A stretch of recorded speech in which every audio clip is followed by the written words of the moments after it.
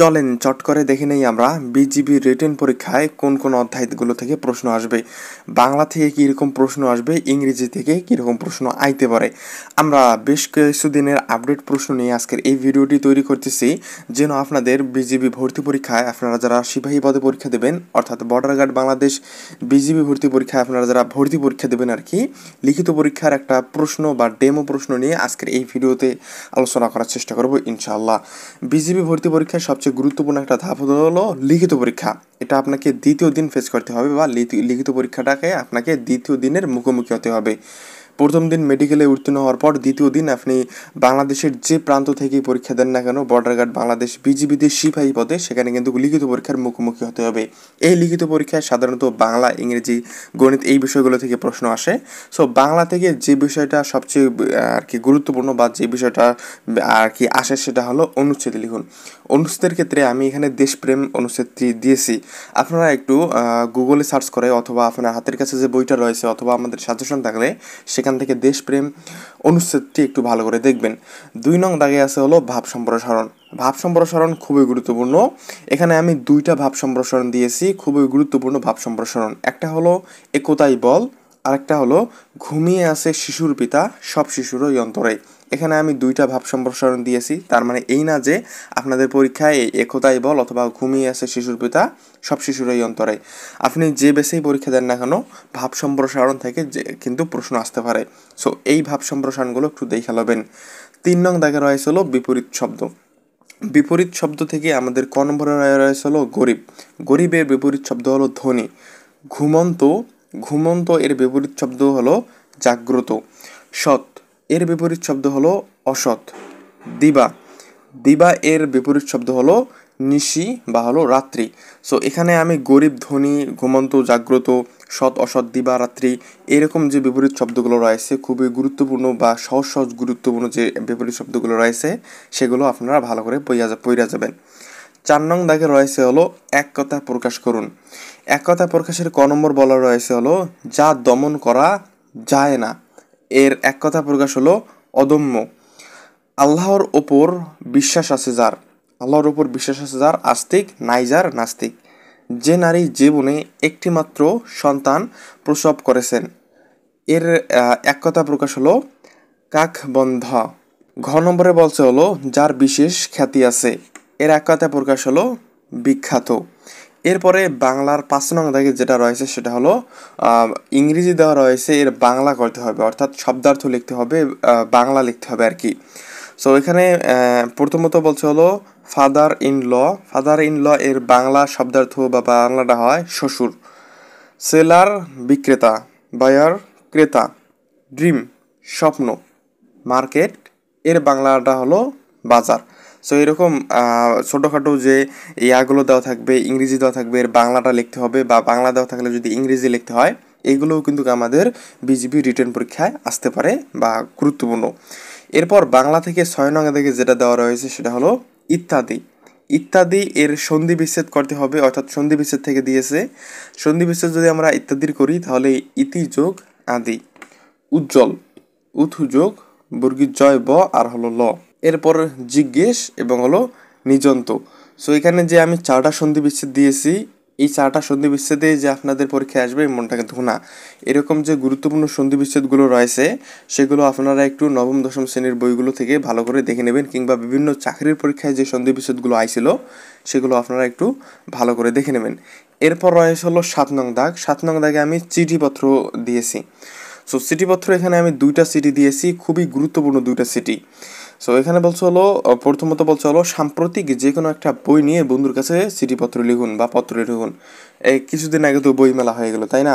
বা এমনও আসতে পারে যে আপনার একটা প্রিয় একটা বই, বা আপনার যে বইটা খুব ভালো করে পড়েন সেই বইটা নিয়ে বন্ধুর কাছে একটা পত্র লিখুন, বা বড় বোনের কাছে একটা পত্র লিখুন, চিঠি লিখুন, এরকম কিন্তু আসতে পারে।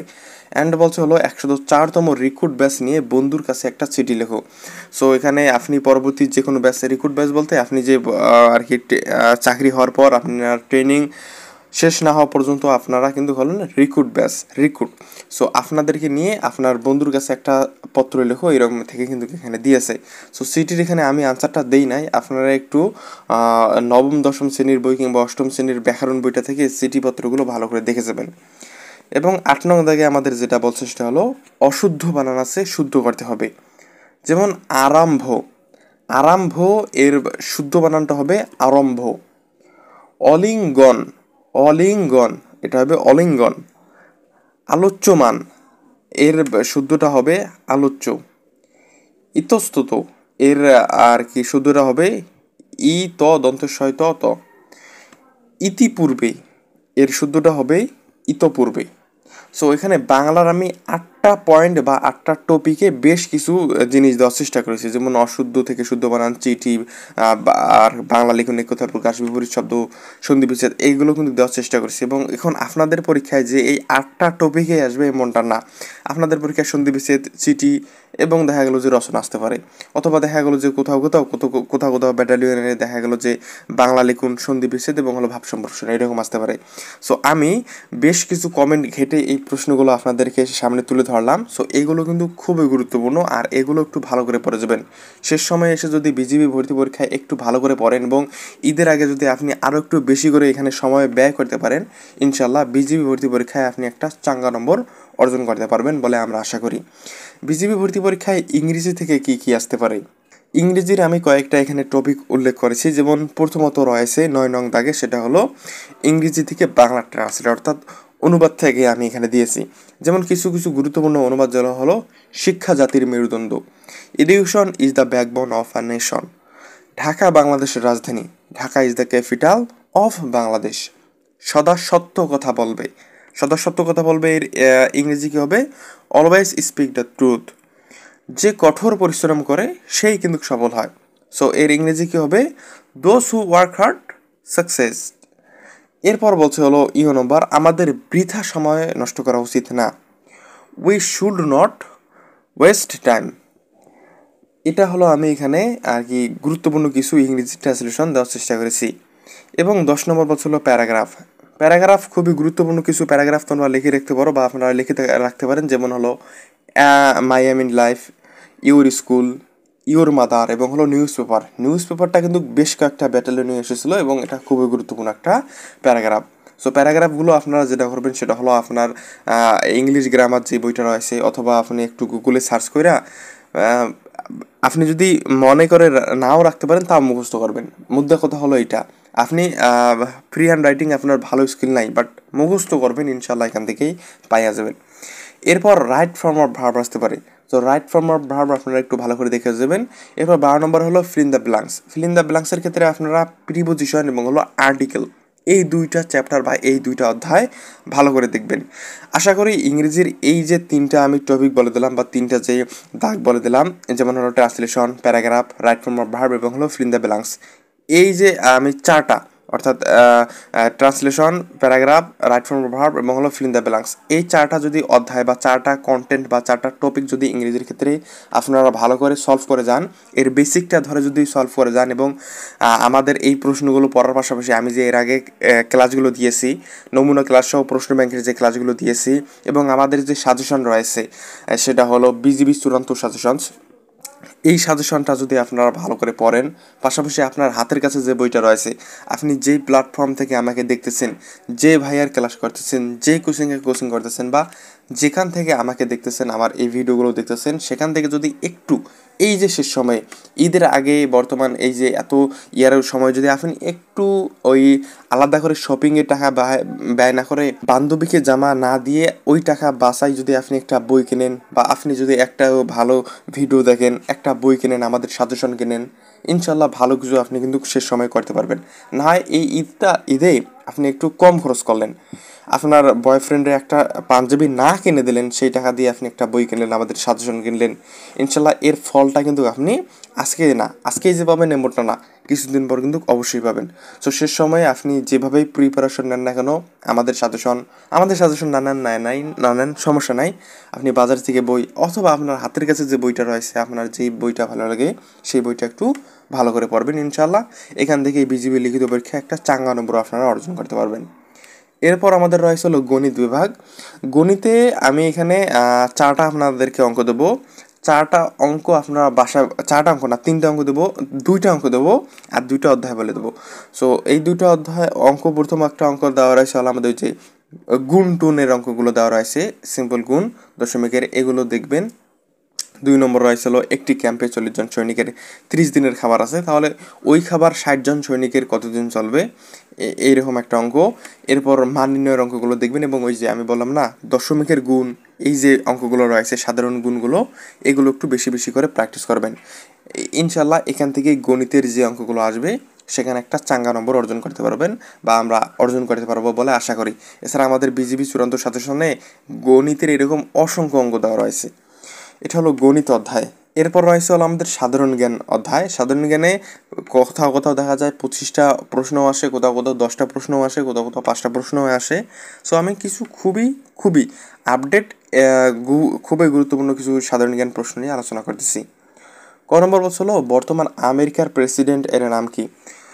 এখন আপনি যখন পরীক্ষা দেবেন তখন একটু গুগলে সার্চ করে দেখে নেবেন, বা ইয়া থেকে দেখে নেবেন যে বর্তমান আমেরিকার প্রেসিডেন্টের নাম কি। বর্তমান প্রেসিডেন্টের নাম হলো ডোনাল্ড ট্রাম্প। এরপর নম্বর হলো মুক্তিযুদ্ধের সময় বাংলাদেশে কতটি সেক্টর ছিল। আমরা জানি 11টি সেক্টর ছিল। আর এখানে একটা খুবই গুরুত্বপূর্ণ, আপনি যেই বিভাগে আছেন সেই বিভাগ কততম সেক্টরের অধীনে ছিল মুক্তিযুদ্ধের সময়। তো এই প্রশ্নগুলো কিন্তু আপনারা একটু ভালো করে দেখবেন, কেমন, কারণ অনেক সময় ভাইভাতে যদি এরকম প্রশ্ন করে তাহলে যেন আমরা খুব ইজিলি অ্যান্সার দিতে পারি, যেহেতু আপনি MA5 ভাইয়ের ভিডিওগুলো দেখতেছেন। গ নম্বর বলছিল বাংলাদেশের সাথে কয়টি দেশের সীমান্ত রয়েছে। বাংলাদেশের সাথে আন্তর্জাতিক সীমান্ত রয়েছে 2টি দেশের। এখন বলেন তো কী কী, যদি না জানেন তাহলে একটু কমেন্ট সেকশনে দেখে নিন। ইডেন গার্ডেন্স স্টেডিয়াম কোথায় অবস্থিত, এটা হলো ভারতে অবস্থিত, কলকাতায়।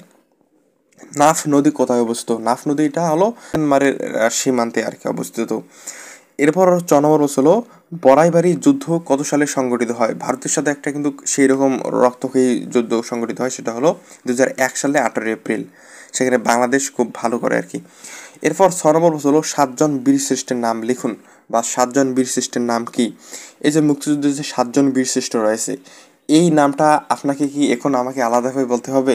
না ব্রো, বলতে হবে না, আপনাদের মাথায় এটা আছে। আর যদি না থাকে তাহলে একটু গুগলে সার্চ করে দেখে নিন, অথবা আমাকে কমেন্ট করলে আমি জানাই দেবনি। এরপর বর্গী নম্বর বলছে হলো প্রধান উপদেষ্টার নাম কি।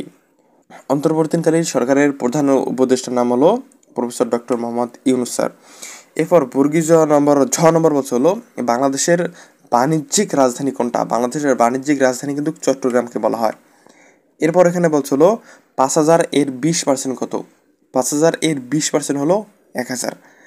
ফিলিস্তিন কোন মহাদেশের মধ্যে পড়ে। ফিলিস্তিন এটা হলো এশিয়া মহাদেশের মধ্যে পড়ে। ইউক্রেনের বর্তমান ইউক্রেনের প্রধানের নাম কি। ইউক্রেনের প্রধান মেবি ডেনিশ শ্যামিহাল হতে পারে। সো আপনারা একটু দেখে নিন, আমি এটা নিয়ে একটু আর কি স্ক্রিপ্টে লেখা আছে ডেনিশ শ্যামিহাল, এখন সঠিকটা আমি বলতে পারলাম না, আমি রিসার্চ করছি, বাট আপনারা একটু দেখে নিন। এরপর বলছে হলো জাতিসংঘের প্রধানের নাম কি। এই যে কিছুদিন আগে কিন্তু জাতিসংঘের প্রধান এসে গেল আমাদের দেশ থেকে, ওনার নাম হলো আন্তোনিও গুতেরেস। এরপর বলছে হলো আসামের রাজধানী কি। আসামের রাজধানীর নাম কি। আসামের রাজধানীর নাম হলো দিশপুর। সো এই হলো বর্ডার গার্ড বাংলাদেশ বিজিবির লিখিত পরীক্ষার যে প্রশ্নগুলো আসতে পারে, সো কীরকম প্রশ্ন আসতে পারে তার বিস্তারিত, এবং কোন কোন অধ্যায়গুলো থেকে প্রশ্ন আসতে পারে, আপনারা এই প্রশ্নগুলো একটু ভালো করে দেখে নেবেন। যদি এখানে আমাদের কোথাও ভুল থাকে তাহলে অবশ্যই কমেন্ট সেকশনে জানাই দেওয়ার চেষ্টা করবেন। শেষ সময় একটু ভালো করে পড়লে ইনশাল্লাহ বিজিবি ভর্তি পরীক্ষায় আপনারা একটা ভালো নম্বর এবং ভালো করতে পারবেন বলে আমরা আশা করি।